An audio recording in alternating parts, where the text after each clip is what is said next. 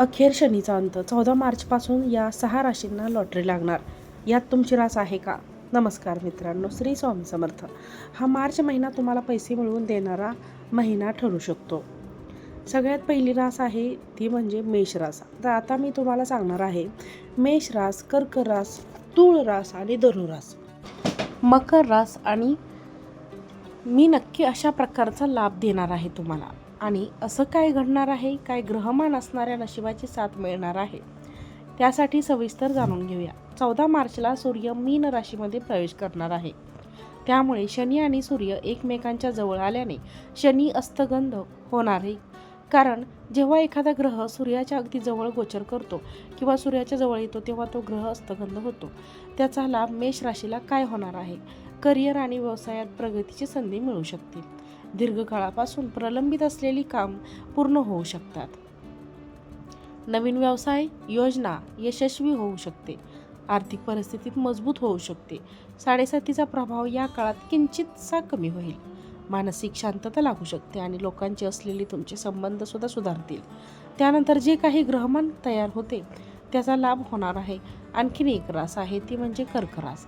अत्यंत शुभ काळ या राशीसाठी आहे. व्यक्तिमत्वात सकारात्मक बदल होतील. समाजात तुमचा आदर वाढेल. व्यवसायात विस्ताराच्या योजना यशस्वी होतील. कामाच्या ठिकाणी तुमच्या कार्यक्षमतेचा कौतुक होईल. ज्या कार्यक्षमतेने तुम्ही काम करता ते समोरच्याकडून एप्रिशिएट केलं जाईल असं आपण म्हणू शकतो. प्रलंबित असलेली कामे आता कोणत्याही अडथळ्याशिवाय पूर्ण नक्कीच होणार. हा काळ आर्थिकदृष्ट्या खूप मजबूत करणारा असेल. घरात सुखसोयी वाढतील. कुटुंबात शुभ कार्यक्रम होण्याची सुद्धा शक्यता आहे. जोडीदाराकडून तुम्हाला पूर्ण पाठिंबा मिळणार आहे असे एकंदरीतच दिसतात. प्रगती तर तुमची होणारच आहे. तुळ राशीच्या लोकांचा खर्च जरा जास्तच होणार आहे. तो खर्च सुद्धा योग्य कामासाठी होणार आहे. त्यामुळे फारसा तणाव घेण्याची काहीच गरज नाही. योग्य नियोजनाने कामे तुम्ही सहज पूर्ण करू शकता. थोडे व्यावहारिक विचार करून निर्णय घेतल्यास चांगले परिणाम होऊ शकते. जीवन सुधारेल. भावनांवर नियंत्रण ठेवल्यास सकारात्मक परिणाम मिळू शकतील. आता वळणार आहोत धनु राशीकडे.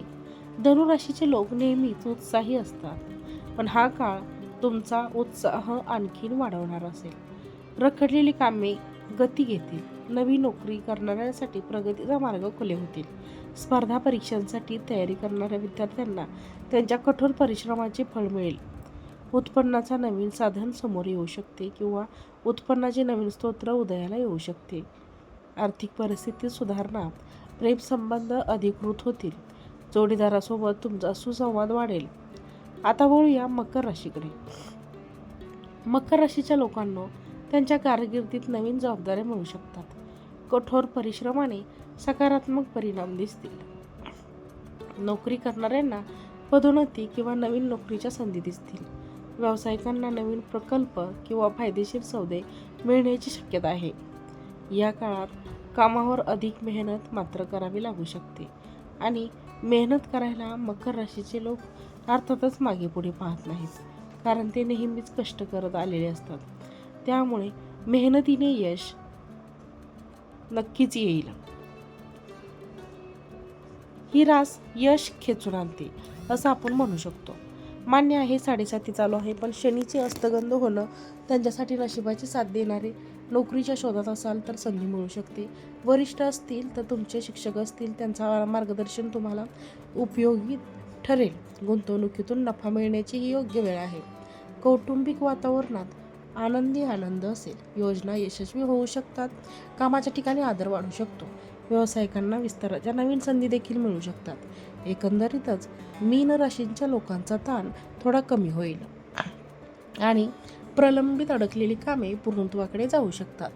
वरील व्हिडिओ तुम्हाला आवडला असेल तर व्हिडिओला लाईक करा. चॅनलवरती नवीन असाल तर चॅनलला सबस्क्राईब करा आणि हा व्हिडिओ जास्तीत जास्त लोकांना शेअर करा.